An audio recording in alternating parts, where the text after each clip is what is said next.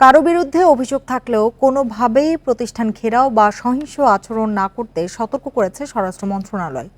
একই সঙ্গে অভিযোগের বিষয়ে সংশ্লিষ্ট দপ্তরের ঊর্ধ্বতন কর্মকর্তাদের সাথে আলোচনার আহ্বান জানানো হয়েছে। মঙ্গলবার মন্ত্রণালয় থেকে এই সতর্কবার্তা দিয়ে বিজ্ঞপ্তি পাঠানো হয়েছে। এতে বলা হয়েছে, স্বার্থান্বেষী একটি মহল দেশে অস্থিতিশীলতা সৃষ্টির চেষ্টা করছে।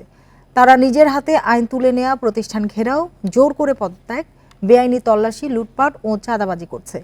ঢালাওভাবে মামলা নিতে পুলিশকে চাপ প্রয়োগ, আদালতে আসামিকে আক্রমণও করা হচ্ছে।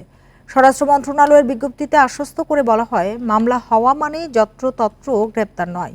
এক্ষেত্রে সঠিক যাচাই বাছাই করে যথাযথ পদক্ষেপ নেওয়া হবে। জননিরাপত্তায় বাধা তৈরি করে এমন কাজের বিরুদ্ধে উপযুক্ত আইনি ব্যবস্থা নেওয়া হবে বলেও জানানো হয়। সরকার সব দুষ্কৃতিকারীকে চিহ্নিত করে শিগগিরই অভিযান শুরু করবে। দল মত নির্বিশেষে আইনি ব্যবস্থা নেওয়া হবে বলেও স্পষ্ট করা হয়।